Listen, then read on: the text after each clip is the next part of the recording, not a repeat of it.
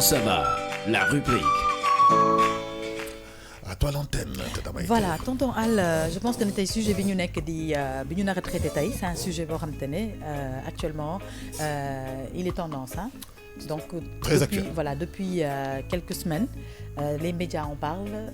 la médecine en parle, les médecins commencent à en parler de plus en plus par rapport ak tey jii nii comportement bi nga xamante ne xale jigéen ñi moom lañ am vis-à-vis de leur peau. Et Tata Maïté, ça reflète un énorme mal-être des femmes. Ben oui. Alors, le Elles problème, sont pas bien dans leur peau. Le problème, à la base. oui, le problème, il est très simple. Moi, je pense que déjà, c'est un problème psychologique à la base. Oui. Parce que tu as de vouloir être quelqu'un que tu n'es pas. Ça veut dire qu'il y a un problème déjà psychologique. Oui. Alors, secondo, il y a un problème de société. Problème de société mooy maanaam tey jii nii société bi daf ñuy tënk ci yenn affaires yoo xamante ne. pression sociale bi. da ngay dem ba da ngay yaakaar ne nenn ni boo ko melulee sax. doo bokk yow bokkuloo. Parce que c'est ce qui marche en fait, c'est ce qui se passe dans ce pays. Tey jii nii quand tu regardes même dans les sociétés de publicité, que ce soit dans certaines structures professionnelles, quand tu n'es pas de peau claire amuñu ak yow affaire. Naturellement. Ok. Voilà. Quand tu n'es pas de peau claire amuñu affaire ak yow. Après ndax peau claire naturelle la ou pas naturelle, ils s'en foutent. L'essentiel mooy na nga xees. Mais léegi t'as remarqué les agents de communication ñu naan pour les castings, les shootings, maintenant ils excluent carrément ñi xeesal. Oui, mais ba léegi dañagu ci hein. Ah oui? Ils les excluent, c'est une façon de parler. Ouais. Moi, j'ai vu des castings où ils disent pas de xeesal et pourtant quand tu regardes ces filles-là, tu sais qu'elles dañu xeesal. Ah bon? Parce que am na ñoo xam ne seen xeesal du def trace. Ah elles n'ont pas forcément de trace de xeesal. C'est-à-dire que ñoom pour ñoom xeesalkat mooy ki nga xam dafa war a am ay marques yu noires nii ci loxo yi ak ci tànk yi. Am na ci ñoo xam te ne amuñu marques yu noires amuñu dara parce qu'ils utilisent des produits qui font que loolu dafay dañ. Mais dañu xeesal à la base. Boo xoolee seen photo d'avant yi tu sauras que c'était des personnes toutes noires qui sont devenues claires. Ou bien elles étaient à la base xeereer sama genre teint bi la ñu amoon tey ñu weex ñu gën a xees. Voilà, donc ça veut dire que ne tey société bi tey ci boppam joue un rôle dans ce sens-là. Absolument. Et de ce fait les femmes elles ont tendance à partir dans ce sens-là aussi parce que voilà tey ku ci nekk tey am na loo xam te ne yaa ngi koy wut li ngay wut pour nga obtenir ko parfois ça demande de faire certaines choses. Un sacrifice. Alors su la ko jaralee dañ koy def. Donc comme ñun ñëpp tey jii nii peut-être que y en a plein dans mon cas ou d'autres cas yoo xam te ne ils ont une fois tenté.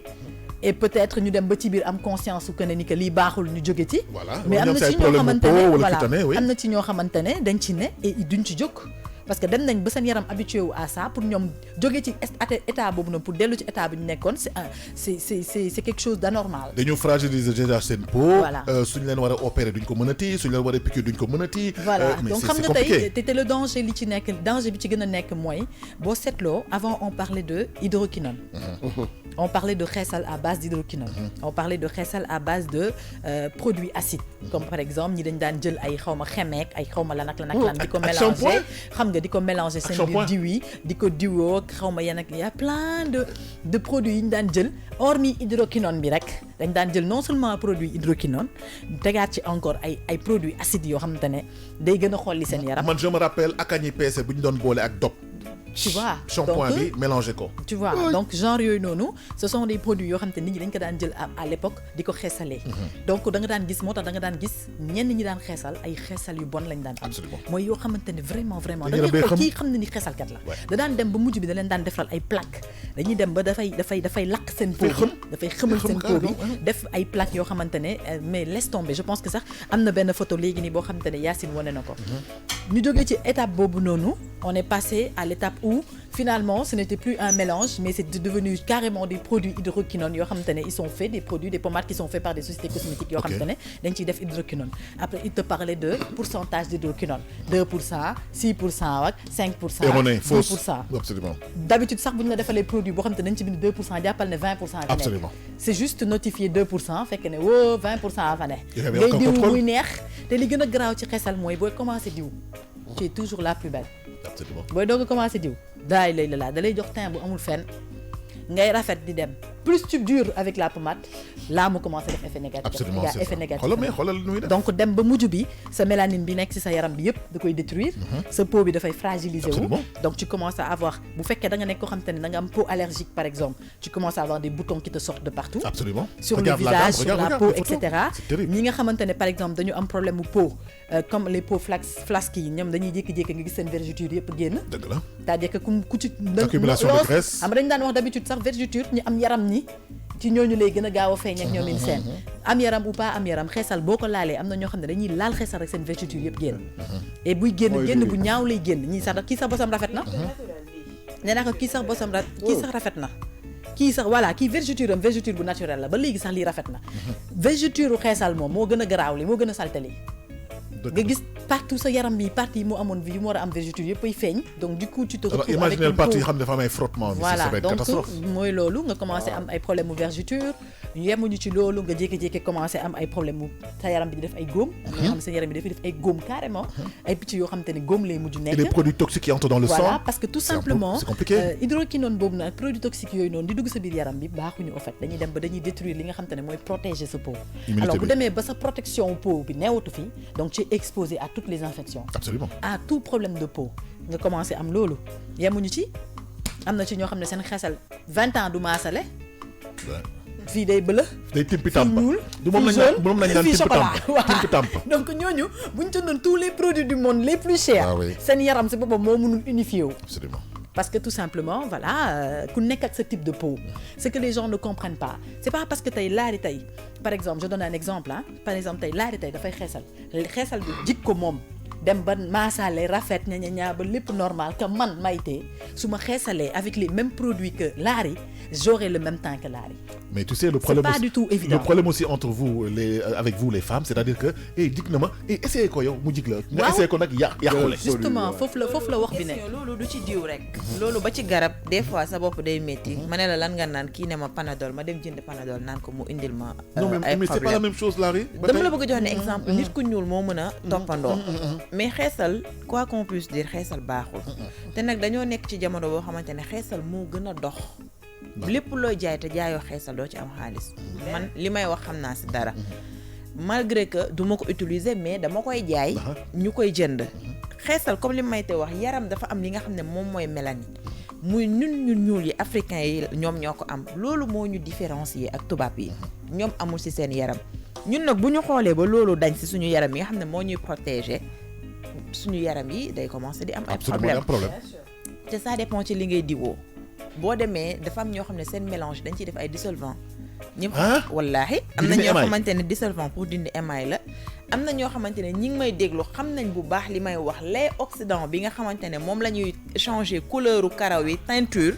moom la ñuy jël def ko ci seen diw yi ñii dañuy jël ay shampoing dop bu jaune bi la ñuy jël def ci citron def ci ay tube teg ko ci taal bi togg ko ba mu ñor loolu moom lañ koy def ne dañuy ñaral seen yaram yi buñ koy def la plupart dañuy sol li nga xamante ne ay imperméable lay doon wala tissu yoo xamante ne dafa diis dañuy toog une semaine duñu sangu cuissard ak yooyu lépp la ñuy sol duñu sangu duñu laal ndox moom la ñuy jël defee ko léegi nag buñ toogee ba ñoom temps bi nga xamante ne boobu la ñu bëgg bu ñu sangoo automatiquement dañuy mel ni tubaab dina ubale de ñu ci du ma tudd ñi koy def mais ñooñu ñëpp xam nañ leen noonu la ñuy xeesalee juróom-ñaari fan lait oxydant bi moom boo ko defee sa yaram bi ala kulli ali sa vergeture yi dafay ubbeeku décoloré dafay da ngay gis koo xamante ne yaramam bi su ne ni dafa mel ni ay boo dugalee sa baaraam bii nii mu daal di si dem gis nga ñii nii nga gis ñu am ay comment dirais seen cere yi nii seen digg ginnaaw ñii cancer la ñu am ok te ku si weddi li may wax na nga dem ci dermato yi ay ñoom Mame Thierno Dieng ay ñoom Suzanne ñi nekk dermato yu mag yi nga xam ne ñoom ñi boo demee hôpital ñoom ñi cancer la ñu am parce que lii bi Seydina mais lii lan la lu dul cancer peut-être aussi dafa yeggagul ci benn degré boo xamante ne jar na ñu leen defal ay chimio wala yéen mais buñ ko arrêté wul foofu la ñu jëm absolument mais en fait à la base pour revenir un peu à la discussion mooy en fait xeesal à la base c'est déconseillé en fait à la limite base bi lan la woon mooy éclaircir ta peau et rendre homogène la peau xam nga bu njëkk ba ci li ma xam dafa am ay produits yoo xam ne peut-être nit ñi dañ ko doon diwoo di am ay teint marron yu rafet lu ci mel ni ay akani PC waaw ay xawma brut li nga xam ne Canada la doon jóge ne sax boobu laa ci jàpp xawma top 10 xawma ay Vénus genre yooyu noonu nit ñi dañ ko doon diwoo di am ay teint yu normal mais léegi da ngay gis koo xam ne day jënd benn diw te nag xeesal bi ci gën a gaaw mooy bi nga xamante ne 1000 francs lay jar waaw boo demee ci marché bi jënd benn butéelu diw boo xamante ne 1000 francs lay jar boo sa defee 2 tubes wala 3 da ngay weex comme tubaab xam nga ne loolu c'est anormal. c'est comme à froid rek soo jëlee jën bu 500 bi. mais mu vite fait mais mu leel loolu. mi ngi noonu même pas bu la lee loolu boo ko defee une seconde sa bopp bi dafay commencer di métti su yàggee mu daal di commencer di futu par rapport boo demee jënd ay jantal traitement ay olive oil yi nga xam ne boo ko defee sa bopp tu peux rester 1 heure de temps yoo xam ne da ngay afro sa bopp bi mu liste doo lakk. absolument. jigéen ñi dañoo war a arrêter am conscience seen bopp nga dem jënd sa benn diw bu 12000 bañ ci def dara di ko diwoo à long terme di nga dem parce que diw question d'habitude la loo yàgg a diwoo bu yàggee dafay adopté wu voilà di nga am teint bi nga bëgg mook diw bopp ñoo yem boo doon jël tey vaseline di ko diwoo sa bopp bu yàggee daf lay may karaw dafay miin sa bopp question d'habitude la mais nañ arrêté yi ñu def ay cancer rek la leen di indil amul benn sens te nag ku foog ne ñu xees ñi ñoo dàq ñu ñuul ñi nax nañu seen bopp soit da ngay xees naturel wala nga ñuul na laari rafet daal rafet la man daal dama doon laaj rafet daal rafet la waaw ñuul ak xees waaw naturel rek yàlla moom bu la dimbalee nga rafet ñoo xamante ne def nañ seen bopp ne ñoom bu ñu weexul taal rafetuñu mais parce que mooy li ñu doon wax sànq ci problème mu conscience bi ñuy expliquer c'est-à-dire que c'est un problème psychologique tey c'est un problème de personnalité boo xamante ne les gens ont ça tey quand tu as un problème de personnalité pensant que ne aujourd'hui parce que tu n'es pas de peau claire les gens ne te voient pas parce que tu n'es pas de peau claire tu n'es pas capable de réussir parce que tu n'es pas de peau claire tey mënoo am jëkkër quand tu as ça dans la tête mais forcément tu vas aller te fourrer dans des choses yoo xamante ne da ngay gis koo xamante ne dafa ëmb ba nekk ci 7e mois dem def benn peau mélange bu fort commencé vite fait di rocci yaramam di xeesal di préparer ngénte kooku bu fekkee dañ lay césarienne nga diw sa biir bi ba mu weex yow léegi yan problème nga nar a am fan la ñuy jàpp pour ñaw sa biir c'est arrivé à une personne dafa doon xeesal ba finalement ñu césarienne ko une fois mais deuxième fois bi ay complications la balaa mu doon cicatriser wu mais parce que da ngay dem ba sa deru biir bi dafay nëpp fu ñu jël fil bi ñaw ko après dafay daal di xëtt mais bàyyi na xeesal voilà elle est obligée mu bàyyi ko man daal li ma bëgg ba léegi am na ay problème mais justement xam nga tey on est en train de parler de aspect bi nga xamante ne mooy aspect déjà dangereux bi nga xamante ne moom la xeesal am non en ne parlant même plus sax de mélanger ak ñoomin seen yi parce que tout simplement mélange yi plus ñuy dem plus les gens trouvent des solutions pour mélanger et que ça ne paraisse pas et que ça paraît quelque chose de bien par exemple tey boo xoolee bu ñu jógee ci problème u hydroquinone xam nga moom mu ngi doon wax déjà que ne on parlait d'éclaircissant au début c'est-à-dire que da nga doon utiliser ay akañeeg ñañañang c'était juste pour éclaircir la peau maanaam être moins noir ñu jékki-jékki jógee ci loolu egg ci produit hydroquinone yu gën a fort hydroquinone bi nga xamante ne moom amul ay éclaircir rek non éclaircir da lay xeesal moom da lay furi moom da ngay mel ni ku xëpp te booy diwoo lu am hydroquinone jigéen ñi seen règle yi jamais mu normal dafay troubler ce cycle doo gis sa règle normal si ba pare ku diabète di utiliser xeesal ala sa sucre bi ci monter rek lay jëm sa kese parce que dañ la koy tere boo xasee ba diabète dañ la naan bàyyil tout ce qui est xeesal c'est bon ça va ça non seulement dafay jaxase sa règle yi te du lii laaj ko madame santé gi docteur man dama bëgg a laajte waaw waxatil rek Seydina Seydina laajteeti na damay gis jigéen ñi di xeesal laal comme ni mu wax am nay parti jigéen daa may parti yoo xam ne ci jigéen moom duy xees moom non tu parles du sexe ça dépend muy sexe beeg muy lu mu mun nekk ci suwéer nekk lu mu munti doon en tout cas daa may parti yoo xam ne ñoom du ñuy xees alors non du ma ko bàyyi mu yeggali parce que day xaabaabal après dugg ci loo xamante ne day problème bi réponse bi day métti te boobaa dama ko def comme juge bi objection retenue comment ça objection retenue ak non retenue li malade bi alors Seydina j'ai compris ta question non comprendre non ouais si j'ai compris ta question tu veux savoir ndax est-ce que parce que bàyyi woo ko non man jarul oui ma junj doy na borom xaw ma naka la koy waxee junj doy na borom xel voilà donc xam naa fi mu bëgg jëm ma gis ñeneen ñoo si ñu am wenn ngand yi nii dañuy yëkkati seen wenn fii nii waaw day yokk ful xam nga lu tax waaw parce que dafa am ay parties ci yaram bi yoo xamante ne la peau est beaucoup plus rigide que j'espère que sa bosu jabar rek nga wax fu mu ne nii sinon dañu am problème que mu nekk non xaar leen non attendez non xaar leen que mu nekk sama non attendez que mu nekk sama jabar non xaar leen attendez que mu nekk sama jabar àll que mu nekk jabaru ma Samba ou mu nekk ma jabaru ma Demba c'est la femme laay wax. waaw day leer reformuleel non attendez que mu nekk man non waaw xaaral leen waaye non que mu nekk sama jabar sinon soo demee fa la ñu pour la non que mu nekk sama jabar que mu nekk ba sax sama jabar am ñu wenn ngand que mu nekk sama jabar waaw non def leen nag man damaa jaaxle waa léegi Seydina man léegi dinaa la tontu comme li ma wax sànq man comprendre naa li nga bëgg a wax et justement sax c'est important qu'on en parle non c'est important sax qu'on en parle parce que tey aujourd'hui tey daaw de mii xam na ni li ma wax nii xamul dara. gis nga Seydina li ngay wax xam nga lu tax tey ma dinaa ci sawar a tontu. waaw parce que tey tu vas voir aujourd'hui benn aspect boo xamante ne hormis le fait qu'on utilise des pommades mélangées et des produits mélangés il y a des produits spécifiques xeesal yoo xam te ils sont faits pour certaines parties du corps. Absolument. yaa ngi dégg dafa mel ni tey les parties rigides yooyu noonu ñuy wax yi nga xamante ne ils sont pas aussi sensibles que d'autres parties. Sont pas aussi fragiles maanaam mooy tey partie yaram yi nga xamante ne peau bi moo gën a solide moo gën a rigide que yeneen partie voilà moo gën a dëgër que yeneen partie yi dafa mel ni tey booy diw lan moo tax ngay am ay corps maanaam muy phalange yi fii li ci jëm ci phalange yi li ci jëm ci phalange yu tànk yi partie yooyu noonu dañuy dëgër moo waral boo xeesalee da ngay gis sa diggante loxo yi yëpp dina weex mais partie yooyu dafay ñuul te day tegloo sax yenn saa voilà partie yooyu dafay ñuul parce que partie yooyu dafa dëgër gaawuñu du c'est pas une peau fragile boo xamante ne neex na diw mu gaaw a jàpp. Et pour en revenir à la partie centrale. voilà mooy waral ñuy utiliser ay produits yu spécifiques pour diw ko foofu pour que mu mun a dindi ko et ces produits là sont plus forts encore que produit bi ngay utiliser pour sa der. moo tax ma ne la xoolal pour en revenir à la partie centrale. voilà mooy li nga laaj donc pour te revenir à une partie boo xamante ne entre jambes bi nii entre jambes bi nii. lii du entre jambes li pooj la. non entre pooj yi waaw entre pooj voilà entre pooj entre pooj mooy maanaam diggante ñaari tànk yi sa diggante ñaari pooj yi voilà sa diggante ñaari pooj yi jëm boog ci sexe bi pour wax bi gën a leer voilà muy partie boobu noonu c'est une partie boo xamante ne la peau elle est solide moo waral boo seetloo dafay ñuul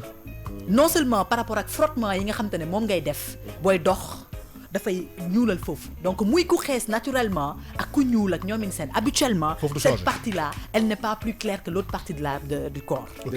day ñuul bu ñuulul kukku tamit du weex maanaam comme du voilà du nduru ak yeneen partie corps bi parce que partie boobu dafa peau bi dafa dëgër dafa solide ci diggante xàpp yi nii voilà surtout boo fekkee da nga am taat yu mag ni yu wàcc merci voilà fii ci diggante suufu xàpp yi dama lay wan rek partie non suufu ween bi bu fekkee da nga nekk koo xam te ne da nga am ween yu rëy suufu ween bi fii c'est des parties yoo xam te ne dafay ñàkk ay parties la yoo xam ne dafay ñàkk donc dafay am peau grasse donc du coup c'est des parties yoo xam te ne habituellement dañuy ñuul à cause de la chaleur à cause du frottement et cetera donc parties yooyu du ñu mën a gën a xees que yeneen parties yi loolu mooy différence bi suñu yii day ñuul yii dafay ñuul parce que ce sont des parties yoo xam te ne la peau n'est pas voilà elles sont pas exposées et elles n'ont pas de nu mu tuddati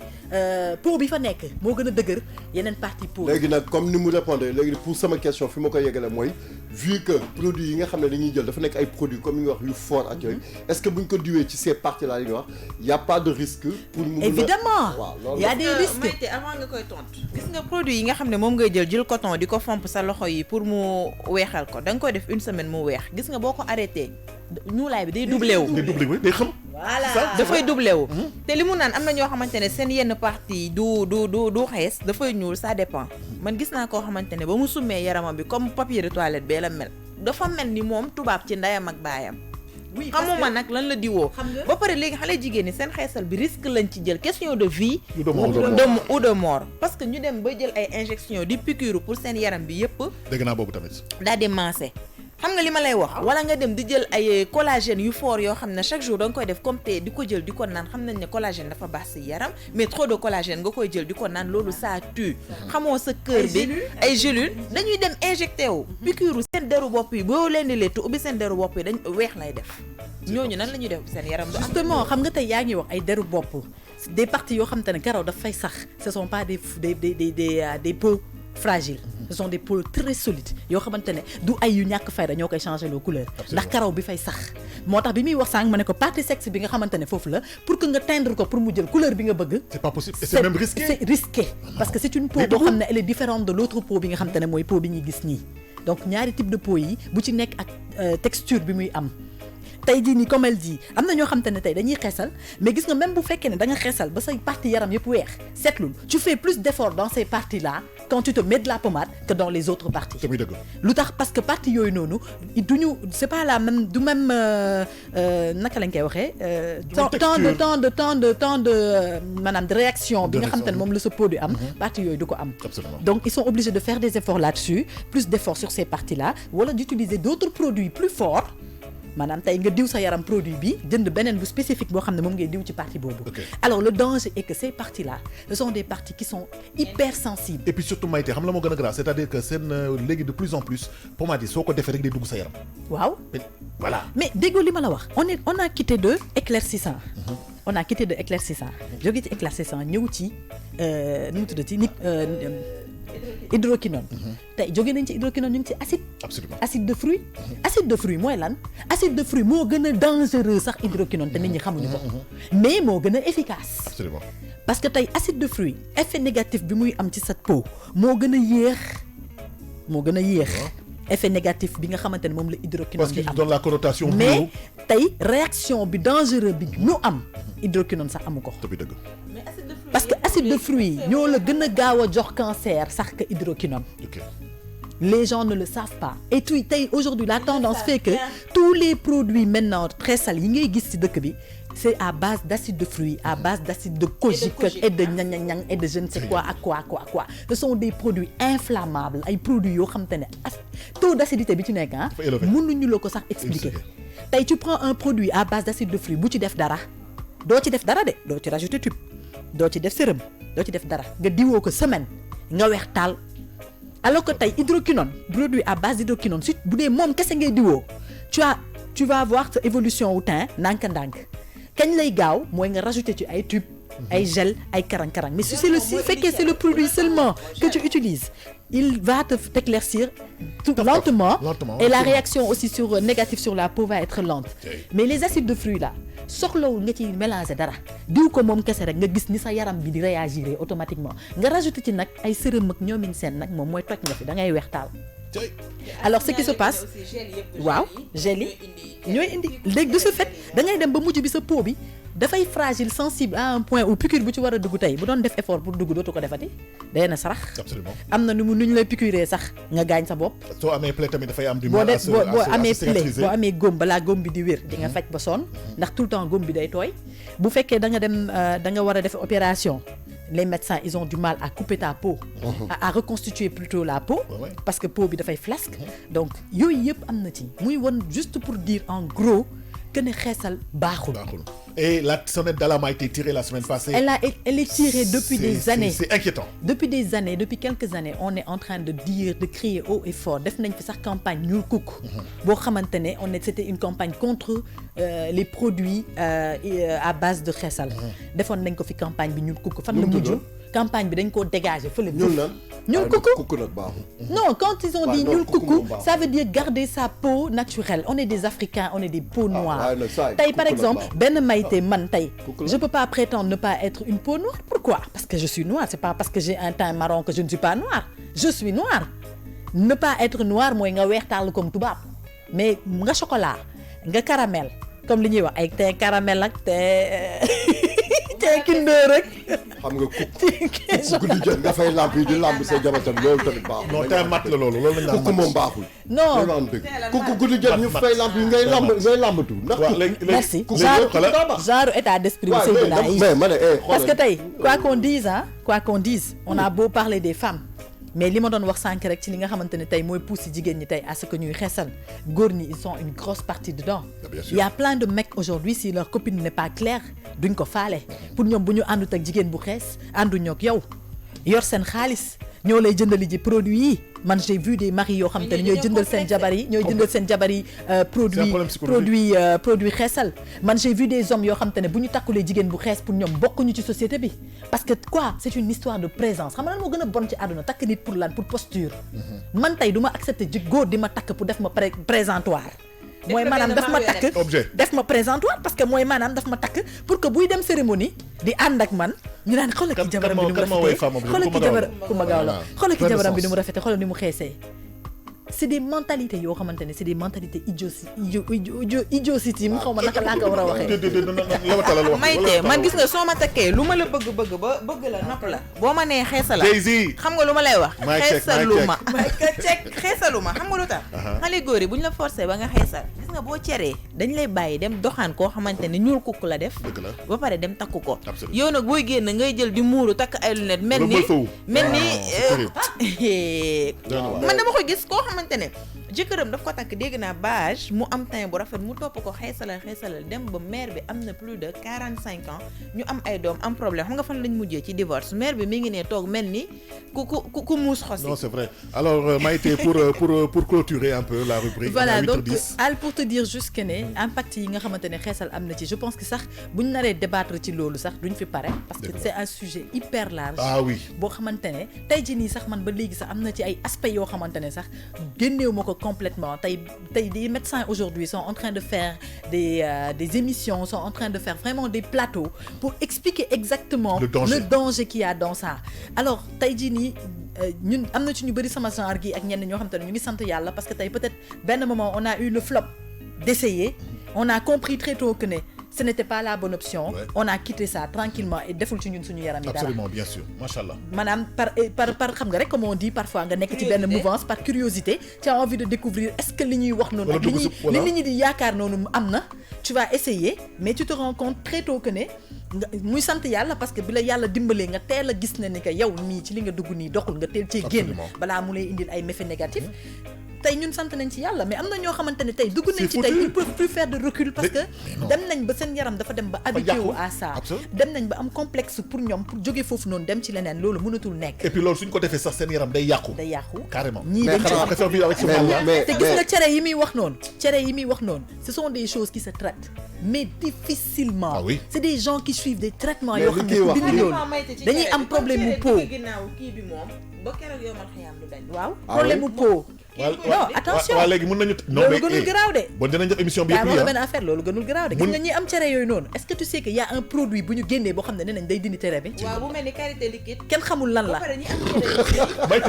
Mayte téye rubrique ñi am cere yi ñoo gën a inconscient ci àddina chaque jour boo demee marché ñoom ñu fay fekk ñuy jënd laari kon boog rubrique Mayte bi dañ ko tëj non mais parce que c'est un sujet tellement sensible. non tonton Ali dañuy dellu si waat indi benn spécialiste bu ñëw fii wax ñu le problème que les femmes rencontrent le problème de personnalité bi nekk ci ñun tey génération bu ndaw bi di mujj juddu nii 90% yi koo ci romb mu ngi weex taal pour moom bu xeesulee bokkul et effectivement il y a des entreprises qui ne recrutent pas une fille noire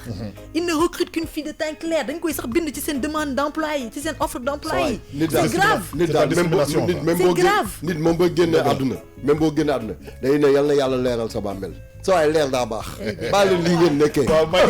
nga kii moom bu nit ñuy waxee gauche non leer daa baax mais tonton Al rubrique bi dafa neex waaw mais il est 8h15 il faut qu'on passe à people la mooy kuk baaxul non parce que c'est sociétal laa léegi ni sol yére bu ñuul kuk ay ñuul kuk a ngi fi rafet ba bëgg a dee elles ont des traits naturels tellement jolis ñoo xamante ne tey boo leen tegoon ci image ni elles représentent plus sax la beauté qu'une personne claire arrêtez leen arrêtez leen Matou Claire nee naa ko arrêtez leen elle est comment madame Mata machallah entre les deux ah genre teint caramélisé ah mais yow Maïté di nga tëj rubrique wala déet yéen waaw caramélisons nos teint am na fi benn ndaw soo xam ne fan yi yëpp rubrique santé la woon gannaaw dafa génn mais daa jékki-jékki rek xaw ma lan la diwoon leer xoolal day jékki-jékki commence def nii xoolal ma kii yow yow seen naa mën nga yaram caramélisons nos teints et arrêtons de xeesaliser nos voilà teints c'est le message avec les produits de Larry Bonbon xoolal laari man léegi man da nga may bett man lay sànni allez c'était King Santé avec Maïté nous parlions on n'en finira jamais d'alimentation mais non on va revenir dessus avec un médecin spécialiste quoi vraiment bien sûr actuellement moom c'est il faut qu'on fasse un cri de cœur là-dessus parce que vraiment on finira par perdre nos consoeurs hein on finira par les perdre parce que nous on n'a pas envie que la gente féminine diminue certes on est nombreux mais c'est pas pour autant qu'on doit diminuer voilà merci beaucoup Maïté